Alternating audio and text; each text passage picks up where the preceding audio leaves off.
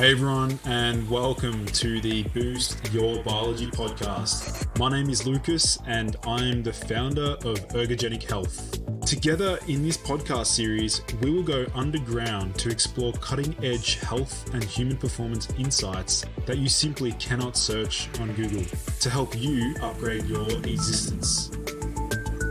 So, without any further ado, let's jump into today's episode.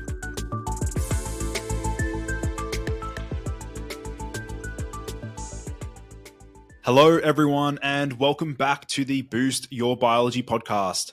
Today's podcast will be centered around the biomimetic state of fasting and the unique cellular benefits of fasting and how we can recreate this same effect through advanced supplementation. Joining me on the show is Dr. Chris Rhodes. Chris, welcome to the show. Hey, Lucas. So happy to be here. Thanks for having me. Awesome. So, Chris, maybe do you want to let my listeners know a little bit about yourself, what your role is within Mimeo, and your background?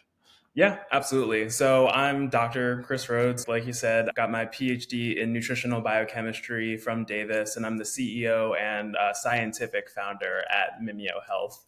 And Mimeo Health is this nutritechnology company that's making first of their kind biomimetic supplements. So these are designed from actual human biology, actual clinical research to recreate our body's natural regenerative systems. And the first product that we have out there, and a little bit of what we be talking about today, is our fasting mimetic product, which is just called Mimeo because we're not super creative at this point. But that was designed from over 7 years of clinical research that I was doing at UC Davis as part of my PhD.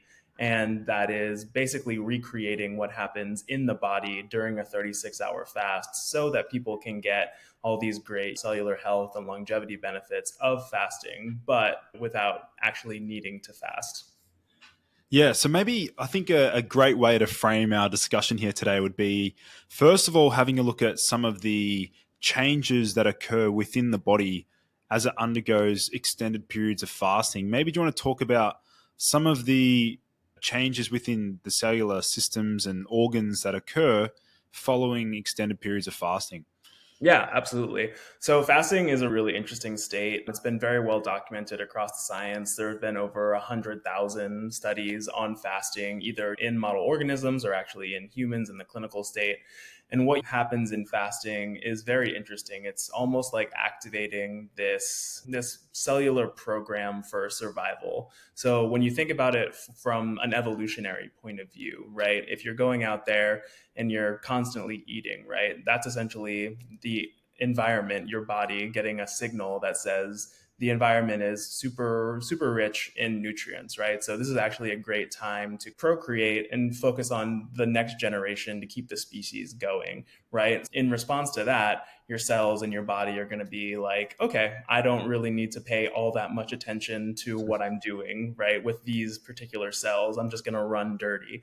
I'll create all the proteins that I want. I'm not going to be too concerned about cellular waste management, because if something happens, then I can just make a new cell. I have plenty of nutrients. It's not a big deal.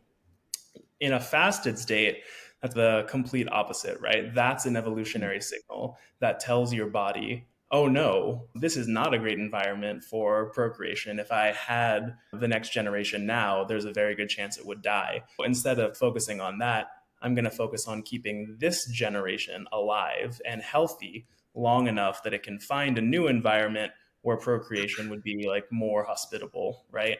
So what happens because of that on the cellular level is going to be like this huge increase in metabolic efficiency. Your cells are going to run clean, essentially. They're going to kick off cellular recycling and autophagy, right, to harvest all the resources that they can to break down dysfunctional proteins and organelles that aren't working and serving the system anymore. They're going to be a lot more conservative about cellular waste and produce less of those damaging oxidative species, and then also increase cellular stress response elements and these protective mechanisms that keep the cells safe from harm. Really, holistically, fasting is activating that, like we said, like longevity bio program that's optimizing their functionality specifically for survival and metabolic efficiency and, producing less waste and taking on less damage. Yeah, awesome. And I guess with fasting itself, Chris, having a look at some of the earlier studies in animal species, it appears that caloric restriction does have a favorable effect on longevity across. Is it true that it's across all animal species, including humans? Yeah, there's definitely an interesting wealth of studies. We do see this across most animal species, all the way up until you get to like primates. And in primates, there have been two big studies around caloric restriction specifically. And one of them showed that while it didn't increase lifespan, it increased health span, right? The amount of time where the primates themselves were actually healthy. And then another one's kind of still ongoing and it's seen some lifespan extension, but it's not totally completed yet. Up to the primate level, good promising results, especially in increasing the health and preventing disease of the organisms. And then in humans, the big one is the calorie study. So this was like a long-term study of caloric restriction in humans that was designed to be 20-25% caloric restriction, but that's a very difficult long-term intervention, right? That's one of the big problems with caloric restriction in general. So people ended up reducing their caloric intake by around 15%. But even in that time, you see these same increases in health span, right? You have a lot less creation of disease. You have a lot more cellular stress resistance. You have a lot better markers of like immune health, cardiovascular health, metabolic health. And then they recently did another kind of retrospective analysis of it where they were looking at biological age and did show that long-term caloric restriction was able to actually reduce biological age as well. And that's, for anyone that doesn't know, chronological age is essentially the absolute amount of time that you've been alive, whereas biological age is more of a measure of how healthy you actually are. Mm. And what I could be 55 years old, but actually have a biological age of 35 because I was taking care of myself and doing all the right things. The rate at which you're actually aging versus how long you've actually been on Earth.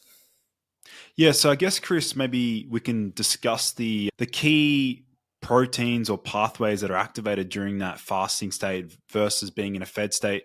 Probably the most well known, particularly in the biohacking community and the scientific space, is the balance between mTOR stimulation and AMPK activation. So maybe do you want to explain that to my listeners? What does that actually mean?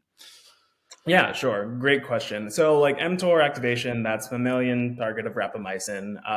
And mTOR is essentially like one of the major growth signaling pathways in cells. So, stimulation of mTOR is really highly associated with kind of the anabolic pathways. If you're eating a meal, you have a high protein, high carbohydrate, that's going to stimulate mTOR activation, which then provides that signal to your cells, like we were talking about before. Okay, nutrients are here. I can run dirty. I can focus on cellular division and production of proteins and whatever I need without really having to focus on metabolic efficiency.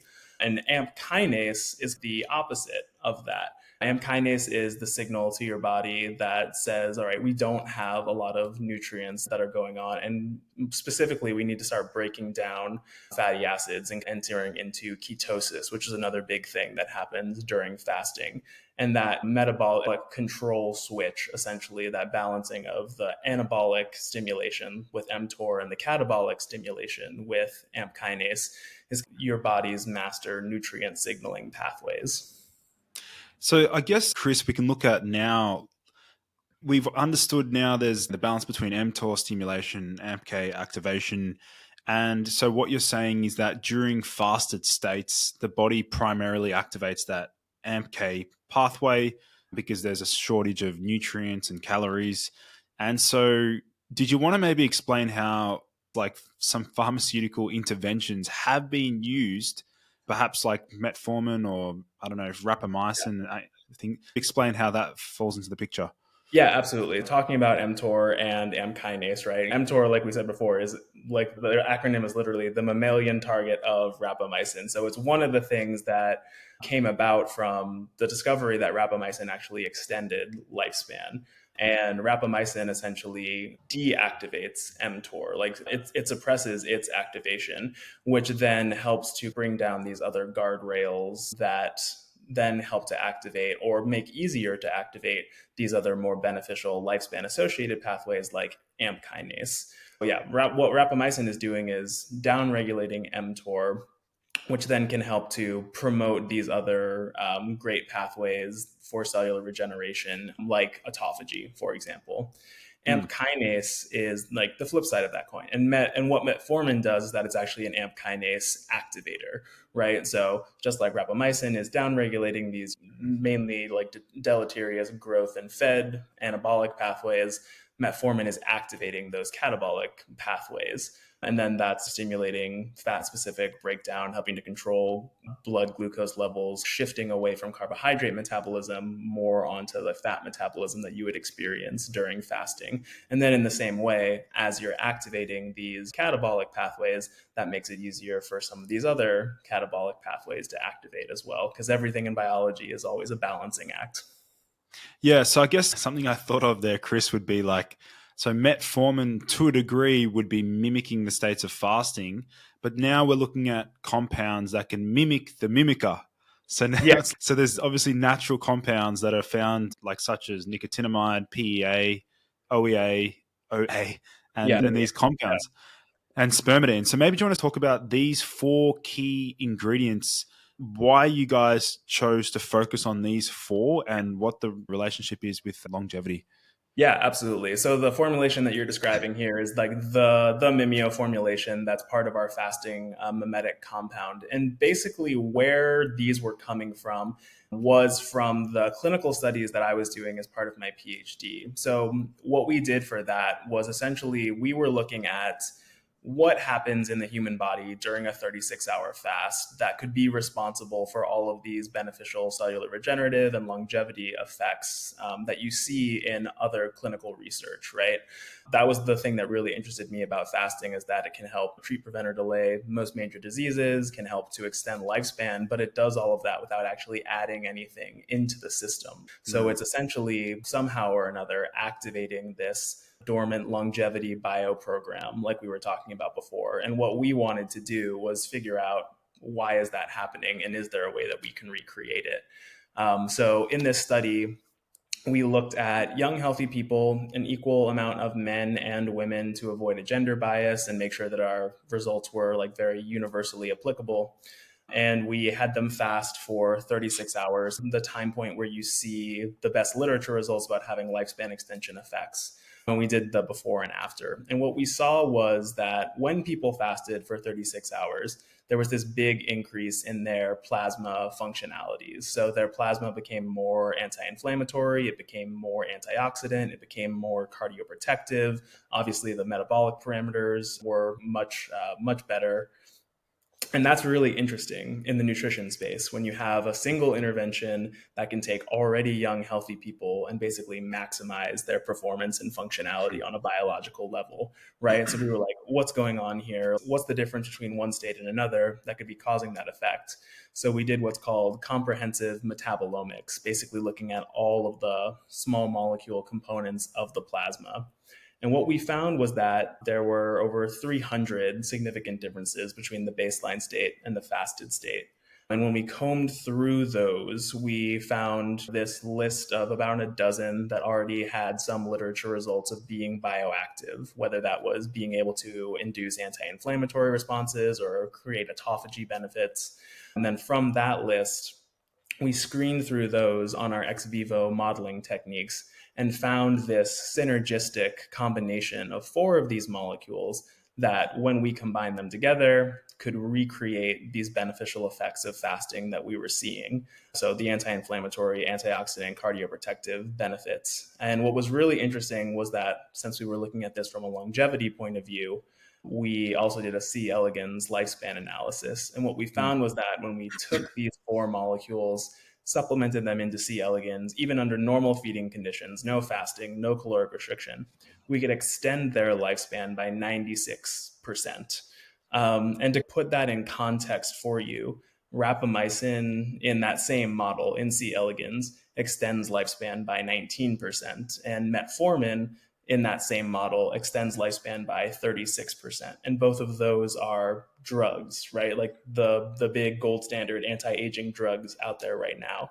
And so this Mimeo formulation in this model was outperforming them. And it's just a combination of natural molecules. So really exciting. And that's essentially where the Mimeo formulation came from, actually recreating what was happening in the body during a 36-hour fast and then giving it back to these cells, these organisms, to recreate fasting at the molecular level and get those same benefits, but without actually having to fast. Yeah, it's incredible stuff. I'm very fascinated by the space of, as a naturopath, I'm always studying herbs and supplements and things like that. And so for you guys to be clever enough to combine these four ingredients together to recreate or mimic the states of fasting, and in that C. elegans cell model, it's outperforming the gold standard Yeah. anti-aging drugs, like you said. This is incredible stuff. So Chris, maybe do you want to start with the first ingredient in the formula? So spermidine is the first ingredient. Yeah, whatever you want can be the first ingredient. But yeah, we can totally focus on spermidine. Spermidine is a natural breakdown product of arginine. And it's really well known and really popular right now, especially in the longevity space, for its ability to induce autophagy. And we don't know the full molecular pathways of how exactly it's doing that. The latest research shows that spermidine is inactivating an inactivator of like autophagy. So it's like an indirect pathway. It's not like directly stimulating it, but spermidine is a really interesting molecule because yes, it's well known to induce autophagy, and then it's also been associated with longevity in humans. So like more spermidine intake in the diet correlates to a longer lifespan and then like a longer health span as well, less disease and more functionality over time. And it's really interestingly being studied right now as a way to help prevent cognitive decline in older folks with dementia. And it's actually been showing some pretty good preliminary results there. So helping to enhance neural autophagy to maintain brain cell health. Because I do believe oral spermidine does have the ability to cross the blood-brain barrier. Is that correct? Yeah, so spermidine, like in general, can cross the blood-brain barrier, yes, and because it's a small molecule metabolite, so you see a lot of. That's one of the beauties about using natural molecules in the first place is that all of these molecules, unlike a chemical drug or even some plant extracts, right? All of these natural human metabolites, they evolved within the human body to perform a specific function. So that gives them not only a very stellar safety profile because your body knows exactly what this molecule is. It knows how to take it up. It knows how to utilize it. It knows how to metabolize it without any issues. But then it's also really efficacious because it literally spent the last 10,000 years, playing a major role in your body to function in a specific way. And that's another reason why this formulation is so cool. And you gave us credit for the formulation, but I don't like to take credit for it because I didn't design it, like nature did. These things evolved within the human body to work together in this holistic system of fasting and activate these complementary pathways to produce these results that are greater than the sum of their parts. And that's why I think we get such amazing lifespan extension, is because we're not just going after one target at a time like most drugs are. We're activating this holistic system, this longevity bioprogram. Yeah, I might actually share my experience with spermidine. Yeah, I yeah, remember trialing it a couple of years ago. I remember trialing it before bed, and I saw a massive increase in my HRV, heart rate variability, and also I saw an improvement in my deep sleep as well. That was just from, I think it was like 5 or 10 milligrams of spermidine. yeah. So that, Yeah. yeah. It's a really potent compound, that's for sure. And that's actually the amount that we have in the Mimeo formulation right now. So we have 5 milligrams of spermidine, which is a lot more than you'd get from some of the other spermidine products that's out there right now, especially the wheat germ extracts, where typically you're taking a gram of the wheat germ extract to get 1 milligram of spermidine. So obviously, spermidine, there's some pretty promising literature. You've alluded to the fact that it can activate autophagy, as I'm sure many other compounds in the formula probably also have a side benefit of doing so as well. The next ingredient, maybe, should we talk about? I'm really curious with the nicotinamide, right? So you Yeah, got vitamin nicotinamide is an B3. interesting one. Yeah. So nicotinamide is a vitamin B3 derivative, right? But it's most well known for its ability to be an NAD plus precursor. And NAD plus is a really interesting molecule inside of the cellular system because a little bit like AMPK, but to a larger degree, NAD is really one of the main mechanisms that your body senses and that cells sense energy deprivation or energy levels. So, what's called the NAD plus NADH ratio. The more NAD plus you have, that's a signal to your cells that says, okay, we do not have a lot of energy. So then we'll go on to activate those beneficial fasting pathways, those regenerative metabolic efficiency systems. So the general point with the NAD precursors like nicotinamide is to artificially, let's say, increase the levels of NAD plus even without energy restriction, right? So then the increased levels of NAD plus then sends that signal to the cells that activates all these other beneficial pathways. So that's really what nicotinamide and other NAD precursors are going to be doing for you on a more holistic level. Then there's other compounds out there like nicotinamide riboside and nicotinamide mononucleotide that have the same purpose of this. The reason why we use nicotinamide is because nicotinamide is the precursor to all of those things. But then also, really interestingly, it's the precursor to this other very beneficial compound called 1-methyl nicotinamide. And that's another one that we saw in the fasting data set that was upregulated. And that's really interesting because people thought for a really long time that 1-methyl nicotinamide was just this breakdown product of nicotinamide metabolism and didn't really have any activity. But now there's a lot of emerging research that's showing that 1-methyl nicotinamide is actually really great for enhancing exercise performance, for enhancing exercise recovery, for really helping to produce these cardioprotective, cardiometabolic benefits as well. So that's one of the reasons why we use nicotinamide rather than, say, nicotinamide riboside or NMN. You know what I really find fascinating, Chris, is with a lot of these molecules, understanding their metabolites. As in science, we oftentimes will disregard them, and then 5 to 10 years later, we'll come back and revisit them. And all of a sudden, now these are like the active molecules that are actually possessing these favorable effects. A good Yeah. example would be the metabolite of berberine, which is dihydroberberine, which is one that I've spoken about on my YouTube channel as like a more potent version of berberine itself. So I just love how science evolves and they're able to determine and discover these compounds. Yeah, absolutely. And that's the beautiful thing about science, right? Is that you think that you have it all figured out, and then all of a sudden there's just like another layer of complexity below that. And like metabolomics will definitely humble you like very much because you think, okay, I've got this pathway down. I'm six metabolites deep into this thing. Like that's got to be the end. And oh, actually, no, there's 7 more metabolites under that before you even get into waste streams. And all of those 7 different metabolites are probably they're there for a reason, and they're Mm. probably signaling some other element of these cellular systems to promote some other pathway that wasn't even on your radar before. So, and that's the great thing, and that's why I really love what we're doing at Mimeo. This whole biomimetic approach is that the more granular you get into the weeds, and the more you go into these metabolites and recreating the full complexity of the biological system, the more you really get to the like these potent additive benefits and even synergistic benefits like what we see in our formulation. What's also fascinating is, I guess, I don't know if you guys considered this at all, but like the implications of some of these compounds on the microbiome. Like I'd imagine perhaps spermidine would influence the microbiome in some way. And, a lot of people are talking about all disease begins in the gut. There's that saying. So, yeah, do you want to share what you guys may have found there? Yeah, the microbiome is super duper interesting because it totally doesn't seem like it, right? But the microbiome essentially shares equal space in our biology as we do. There are as many cells, if not more cells, as part of our microbiome than are actually inside of our body. So it's just as important to take care of your microbiota health as it is to take care of your actual whole body health. So a lot of research still needs to be done in the microbiome arena, but really cool stuff is coming out and we're learning more and more every day.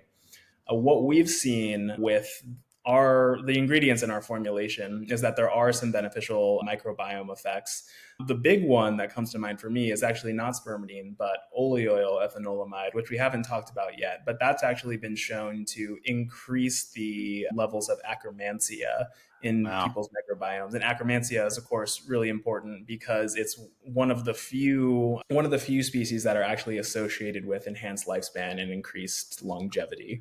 So that's really the major one there. PEA, palmitoyl ethanolamide, which you also haven't talked about, does have great gut benefits as well. So it's been shown to help reduce intestinal inflammation, help to decrease intestinal permeability. So helping to really reduce like gut inflammation and symptoms of IBS. So those are some great benefits of the ingredients in Mimeo that have already been proven out in clinical studies.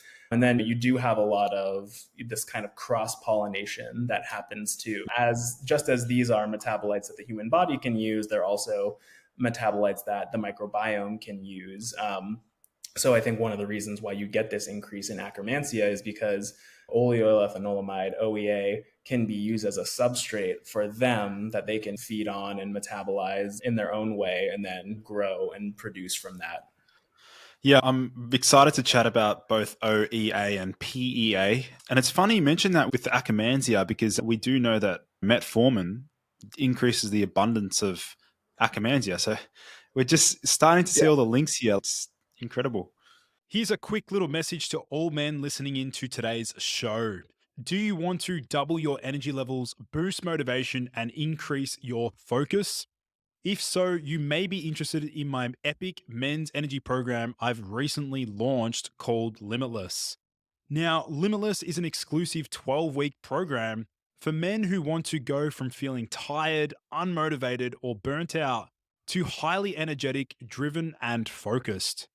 Within the program, I will analyze your own unique biology and lay out a fully personalized health protocol so that you can finally unlock peak physical and cognitive performance. Over the 12 weeks, you will have direct access to me to ensure your results, as well as the chance to join me live twice a week to ask me anything relating to health protocols and discover cutting edge men's health info to keep you at the top of your game. Now, spots in this program are extremely limited. So if you're interested in finding out more, make sure you go to bit.ly, that's bit.ly/limitless program to reserve the next available call to see if you're a good fit. That's bit.ly/limitless program. You'll also find this link in my bio on my Instagram profile and also my YouTube channel. Yeah, absolutely. Yeah, it's really cool. I think that studying fasting, studying all of these longevity pathways, you find a lot of similarities across different species and microorganisms because we all really evolved from the same place, right? A lot of things that can be helpful for humans can also be helpful for the microbiome and vice versa. And that's not always a one-to-one translation, right? That's another reason why I like the biomimetic approach, because if you want to create health effects in a human or understand what's going on in the human body, you should probably start with human beings and work your way from there. But yeah, it's just really fascinating to see how all of these pathways end up fitting together and the far-reaching effects that they can have. So I just thought of a funny saying, or I guess like a quote, and I reckon Steve Jobs would like this one, is I reckon we could say that the formula that you've developed would enable you to fast faster. Yeah, faster fasting. Love it. Yeah. I swear we have that ad out there right now somewhere. But you are very correct, right? That's the great thing about the formulation in general, is that It was designed from a 36-hour fast. So yes, you can use it as a fasting mimetic, take it with food, get some of the benefits of fasting while still eating. And we've actually done a clinical study to show that that happens like that. Number one, the ingredients are bioavailable. Even during a meal, they come into the circulation around 45 minutes to an hour after ingestion, stay elevated for around 6 hours after that before they're completely absorbed by the cells, and then have all these really interesting benefits to them. They can prevent a lot of these negative effects of eating, like dietary inflammation, like that brain fog that happens, those metabolic perturbations, that loss of cardioprotective ability in the plasma, and some of the fatigue and sluggishness that comes along after a meal too, especially if it's a big, rich meal. So this is going to be interesting. Before we get into the OEA and the PEA, just going back to some of the clinical trials that you guys conducted, I'm curious to know what were the major outcomes you were looking for in the studies, and yeah, maybe break those down for us. Yeah, absolutely.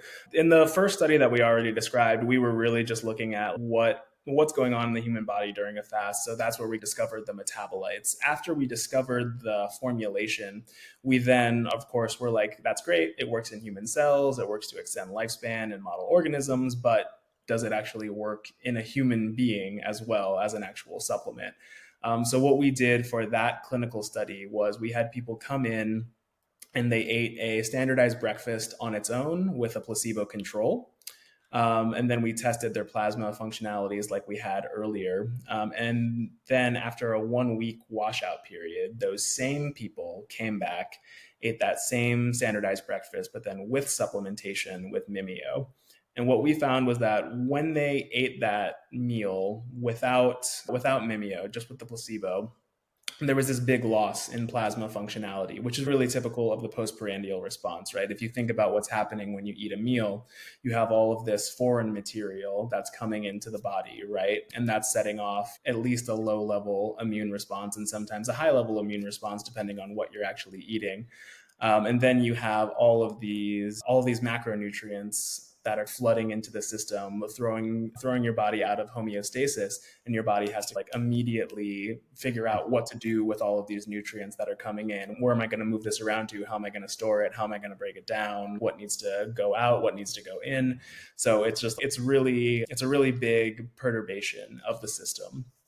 So what we see was that their plasma became really pro-inflammatory. It became less antioxidant, less cellular stress resistance, and then less cardioprotective as measured through cholesterol efflux capacity, which is essentially the plasma's ability to take cholesterol out of lipid-loaded macrophages. And this is actually like the process by which your body ends up clearing arterial plaques. So cholesterol efflux capacity is the gold standard clinical marker for cardiovascular disease risk. So not great that it decreases after a meal.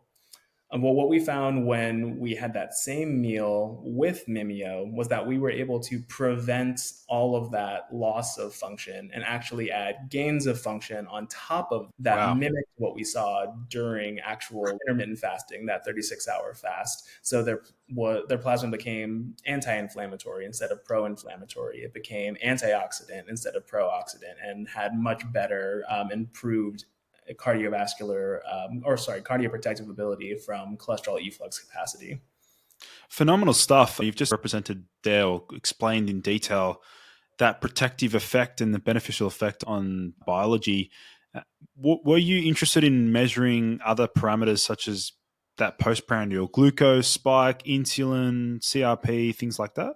Yeah, absolutely. We are interested in measuring that. So that's an actual analysis that we're doing right now. So that's like the final cherry on top of everything. Because when we designed the study originally, it was as a dosing and pharmacokinetic study. So it was really Yeah. just to see if we give these molecules to people, do they go into the system, and what's the actual time course of their appearance and disappearance. We got lucky that there were this immediate acute effect of the molecules within hours of taking them. And so now we're doing like more of an analysis of the plasma to see, can we move around these postprandial glucose and insulin and CRP, TNF alpha levels.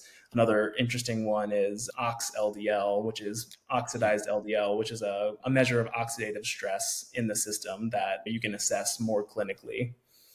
Yeah, to a degree, I just thought of another application would be to utilize Mimeo to buffer the effects of a cheat meal, like a Yeah, dirty meal. yeah, absolutely. And that's totally the great thing. I was explaining this a little bit before, but got a little sidetracked. But yeah, you can use Vimeo as a fasting mimetic with food to prevent a lot of these negative effects of eating. But then you can also use it as a fasting enhancer too. If you're already fasting, if you're doing like the 16-8 style of fasting or even OMAD, this can help to maximize the benefits of your fast because it was designed from a 36-hour fast to give you those same benefits. But then also make your fasting easier because there are these really great benefits to mood elevation and energy production, and then appetite suppression as well. That's coming from the oil ethanolamide. All right, I guess now we can transition over into Yeah, discussing the perfect transition. yeah, perfect segue there, Chris. Is first of all OE. Let's talk about that because PEA is sitting on my benchtop, and I tried some a few days ago actually, and I was diving into the research on how that affects the body and stuff. But let's start with OEA. Let my audience know a little bit about where it's actually found, its molecular functions, and things like that. Yeah. So oleoyl ethanolamide, the tongue twister of the episode, OEA for ease and convenience. That is actually a lipid derivative. So it's a metabolite of oleic acid. And that's typically produced in the intestinal cells. And there's two major responses that kind of trigger OEA production. One of them is eating. And for a very long time, like people only thought that oleoethanolamide was elevated during a meal. But our study was the first to show that actually where you really get enhanced OEA production is during a 36-hour fast. So there's a slight increase in OEA during a postprandial state, like a 2 or 3x increase in OEA plasma concentrations during a 36-hour fast. And that's important because OEA is involved in the gut brain axis, where it helps to stimulate satiety and reduce appetite. And really interesting new evidence has come out that the way that it does that is actually by helping to stimulate the secretion of GLP-1. So you can Wow. think of oleoethanolamide as like your body's natural Ozempic, essentially. Yeah. And so one of its other main mechanisms of action is also it activates like PPAR alpha, which is another one of those pathways that's really heavily involved in lipid breakdown, fat specific utilization, this master metabolic regulator that helps with not just optimizing metabolism, but also other things like mood and sleep. So you mentioned that it's a metabolite of oleic acid, which is Yeah, found in olive oil, correct? that's right. Yeah, absolutely. Yep. So that makes sense. Mediterranean diet, olive oil, linked to longevity. Totally makes sense. Yeah, no, yeah, it absolutely does. And we were one of the first to discover that OEA itself had these lifespan extension abilities. And what's really interesting is that when we dove into the research of it and compared it across these other like pro longevity interventions, we found that OEA and PEA, but we'll talk about that later, really outperformed many of the pro longevity interventions. So you can get anywhere with just OEA or PEA supplementation anywhere between 30 to 45% lifespan extension in C. elegans, but that's at nanomolar concentrations. So lipid amide species are incredibly bioactive. Your body doesn't usually produce that much of them, but the amount that it does produce has a really outsized effect on biological processes. So these are molecules that I'm really excited about because when you're talking about a nanomolar scale, that's something that's incredibly easy to achieve Yeah. through supplementation, right? Versus something like the data that's out there on rapamycin or metformin, where those lifespan extension results are in the millimolar scale, which to give everybody a little like science deep dive is 100,000x greater than the nanomolar scale, right? Yeah, great stuff there. With the OE, first of all, I'm interested, were there any human studies on OEA in isolation? Were they like as in OEA administered in supplemental form? Were there any longevity related studies on just OEA in isolation? Yeah, there haven't been any longevity specific studies of OEA in people in isolation because there honestly just haven't been like any longevity studies about people with any kind of innervation and in isolation. That's a thing that we hope might one day happen, but probably never will. That's why biological age tests and biomarkers of aging are becoming so important, so that we can actually start assessing these instead of having to lock people up in cages for 100 years to see, I don't know, did OEA extend human lifespan?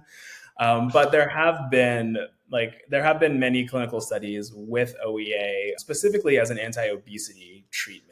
And that's where the most scientific attention on it is. So there's really interesting clinical studies showing that OEA supplementation helps to reduce appetite, which then ultimately helps to have people lose weight, increase those beneficial levels of like akkermansia, decrease levels of circulating cytokines like CRP, and help balance metabolic parameters. There's also been studies of PEA in rodents where OEA in rodents, where OEA can help to prevent diet-induced obesity, help to control glucose, lipid levels, insulin levels, cholesterol levels, triglyceride levels. So just a really powerful master metabolic regulator.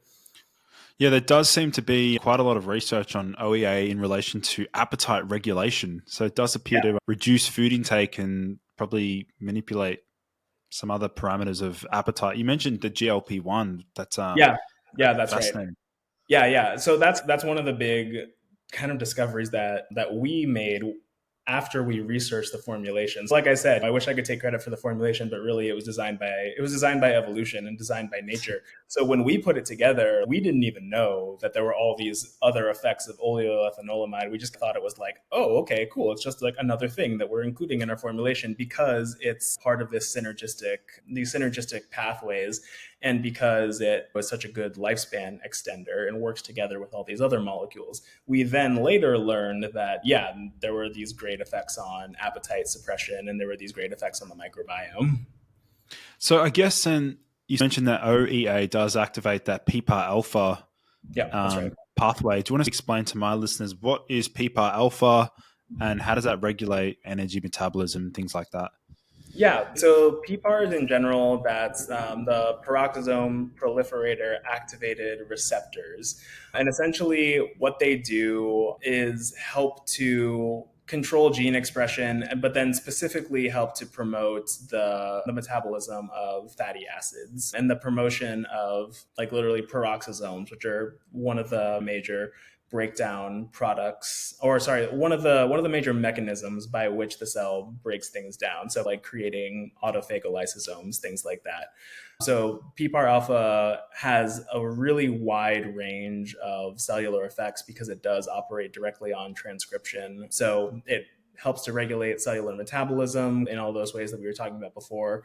It helps to promote sleep. It helps to promote mood elevation. And what's interesting about the PPARs is that there's a lot of different types of PPAR receptors. So there's alpha, gamma, beta, omega, and they're very heavily involved in the endocannabinoid system as a whole. And very much like how cannabis works, right? There's a lot of these interesting entourage effects. So even though we're stimulating through one major pathway, which might be PAR alpha in the case of OEA, it also touches a lot of these other different cellular pathways that then go on to produce distinct effects from, say, PEA, which is also stimulating through PPAR alpha, but has a totally different end result and kind of mechanism of action than OEA does. Phenomenal. And in terms of the dosage ranges, you did a great job, by the way, explaining that PPAR alpha, PPAR gamma sort of pathway. It's always been an area that I've seen pop up with like lots of supplemental research and things and mechanistic studies. But maybe do you want to talk about some of the dosage ranges that you've seen with OEA? Maybe have there been any human clinical studies looking at dosage escalation, typical dosage ranges? Yeah, so the typical dosage ranges for OEA are anywhere between 200 milligrams to 400 milligrams per day. And that's typically where you see the best effects of OEA in a clinical setting. And usually what they do in the clinical trials, specifically for the metabolism and for the obesity, are split that dose into about 2 times a day, and usually taken before a meal. Because that's when you're going to see these very powerful satiety enhancing effects, so that people will, like, they'll have the OA in their system. So they're already primed to get that, okay, stop eating, I'm full kind of signal. Then they'll start eating, they'll get halfway through their meal, and then they'll be like, I'm full, I can't eat anymore. And if they do that twice a day before their meals, they end up naturally reducing calories and naturally losing weight that way. Yeah, it's like the typical Ozempic approach. Yeah. Exactly. Very similar. And like we said, because OEA is stimulating like the secretion of GLP-1, it's a very similar mechanism of action there as well. And it's also it's a much more natural and safe, less harsh than the Ozempics and the Wegovy's out there. And what's really interesting is that we've been partnering up with some clinical practitioners around the country. One that we're really excited about is the Gladden Longevity Institute out of Irving, Texas. And what they've been using Mimeo for specifically is to help to wean people off of the GLP-1 agonist. When people go on these drugs, they work really well, they suppress appetite really well, but you have to do them for the rest of your life, or else all of that hunger is going to come back. And it usually comes really roaring back, right? People get kind of these massive hunger withdrawals almost. And they're using Mimeo as a way to help combat those hunger withdrawals while transitioning them onto a more natural approach that's more sustainable in the long term, and then also helping to get their diets at a much better point and develop more healthy lifestyle habits over time. Yep. So you mentioned with spermidine, we said dosage range was 5 milligrams in your formulation. The OEA, you said the clinical, like the ideal dosage range is between 200 to 400 milligrams. We didn't discuss the range for nicotinamide because I've seen dosages all the way up to 1,000, 2,000 milligrams.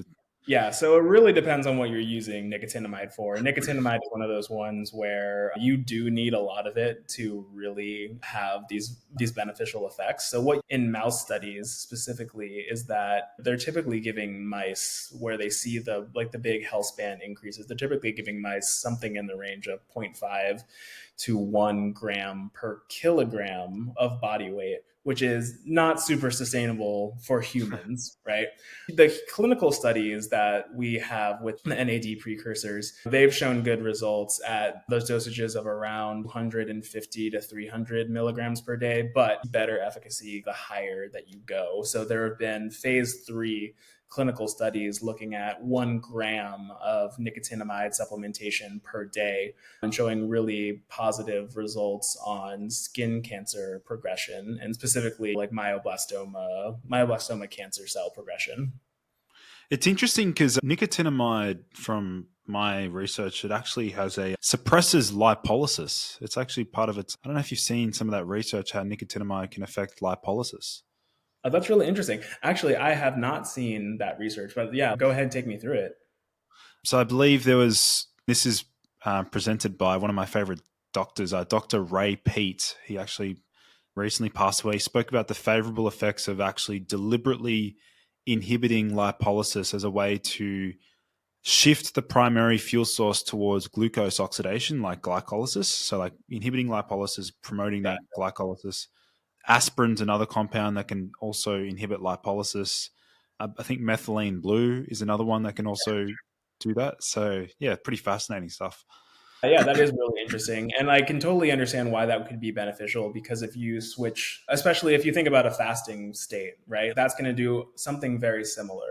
The way that works, and one of the reasons why prolonged fasting becomes very beneficial over time, is that in that first 24 hours of fasting, you're basically going to be prioritizing carbohydrate metabolism and running through your body's carbohydrate stores. So it takes about 20 to 24 hours of fasting to really burn through all of the glycogen stores in your body. And at that point, that's when you'll switch over essentially fully to ketosis and start to really utilize fat instead of carbohydrates for energy. So Mm. promoting carb specific breakdown and accelerating that process, I can see that as being very beneficial because it helps to tip the scales more towards accelerated ketosis over time. Yeah. The final ingredient in the formulation, I'm glad we left this to last, is the PEA, Yeah. palmitoyl. I'm not even going to palmitoyl ethylamide. Yeah, I know. Yeah, the ethanolamides are hard, right? But I like to break it up. When I can say palmitoyl, that's fine. I can say ethanolamide, and then putting them together, palmitoyl ethanolamide. But yeah, PEA, much simpler. But PEA is great. Like we were talking about before, it's another ethanolamide compound, very similar to OEA, that activates PPAR alpha, but then has its own interesting entourage effects because of its various little pathway activations along the way. So its mechanism of action is actually to go to the neurons in the brain and stimulate the secretion of anandamide, which is one of the body's bliss molecules, right? In the same way that I say that OEA is like your body's natural Ozempic, I think of PEA as your body's natural CBD because it has this really interesting mood elevation effect, but also it's been really rigorously studied and has great clinical efficacy for pain and discomfort relief throughout the day. So it has these anti-inflammatory effects that we saw stimulating COX-1 and 2, or sorry, inhibiting COX-1 and 2, and then increasing like M2 polarization, taking macrophage from a pro-inflammatory like M1 polarization state to a more pro-resolving anti-inflammatory M2 state via the promotion of arginase and the suppression of INOS activity.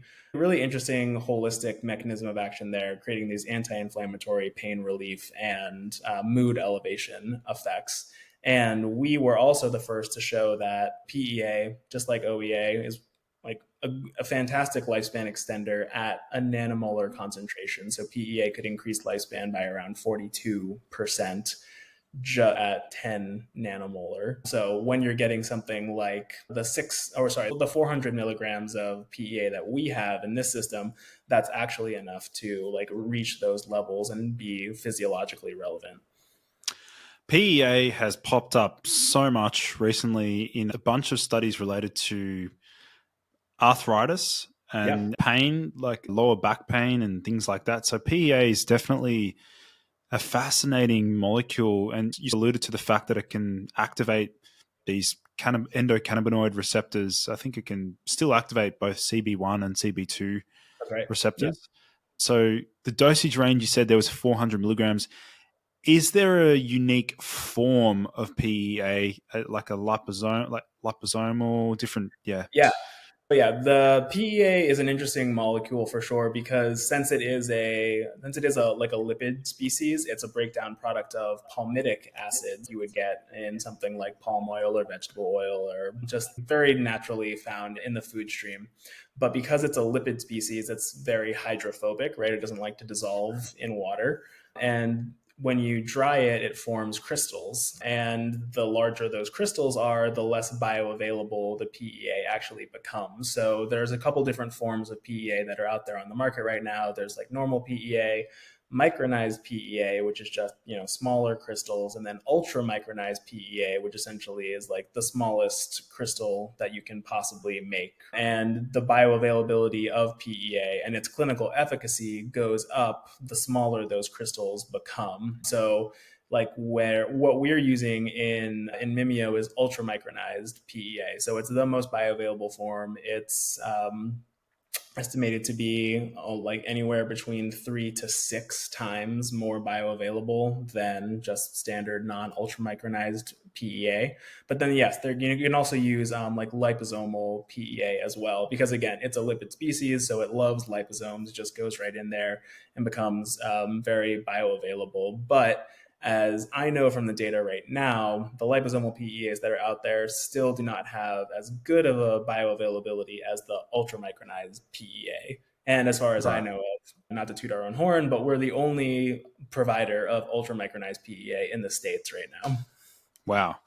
Incredible stuff. Yeah, we can see here just hearing you talk about the synergy between the ingredients. I'm seeing all, like, in my head, I've got all these overlapping activation pathways and all these Oh, different yeah, things. if y'all ever want to really understand the full scope of biological complexity, just look up a cellular metabolism map, and it's just Yeah. like this overlapping, complicated, just super crazy, interconnected, almost like London subway tube map. It's just there's all the interlocking pieces of cellular metabolism are insane. Yeah. So maybe, Chris, do you want to finish off by explaining to my listeners how they can utilize Mimeo? You said it can be with food, it can be during a fast. Maybe do you want to explain the dosage? Is it 2 capsules per serve? Yeah, break that down.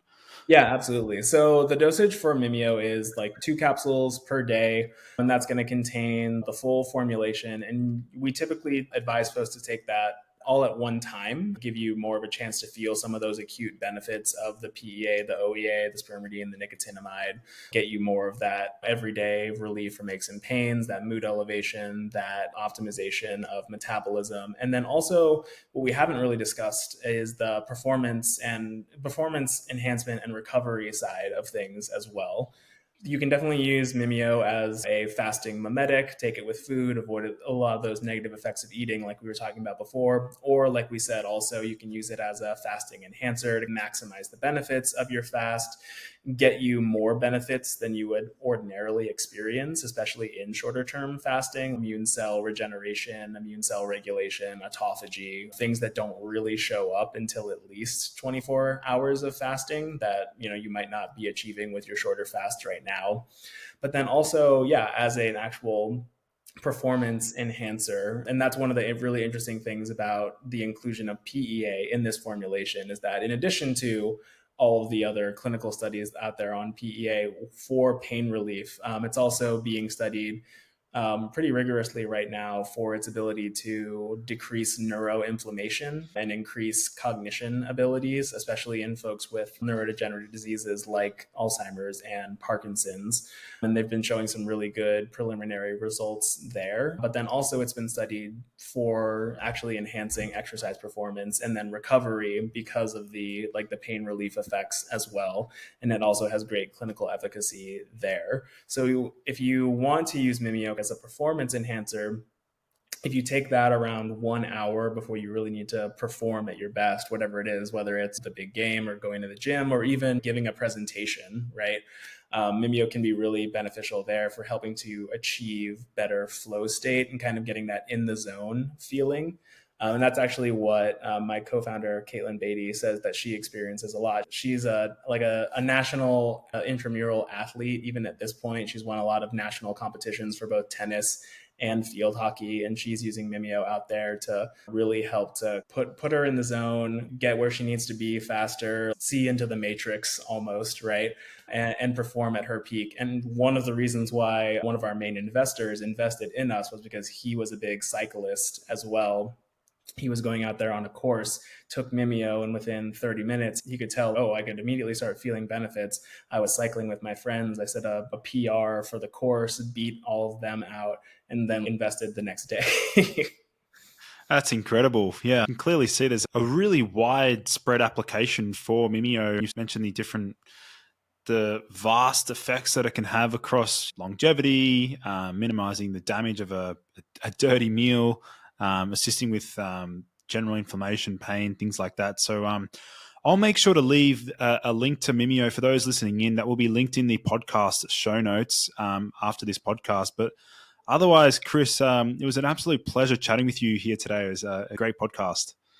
Yeah, it was such a good time. And I'm glad that we got to really dive into the science and go deep on the pathways. That's something that I don't usually get to do. So I really appreciate being able to do it here. Yeah, awesome. Thank you again, and we'll touch base soon. Thanks, Lucas. Thank you, everyone, for joining in to today's episode. For in-depth show notes and lessons learned, visit nofilter.media/boost your biology.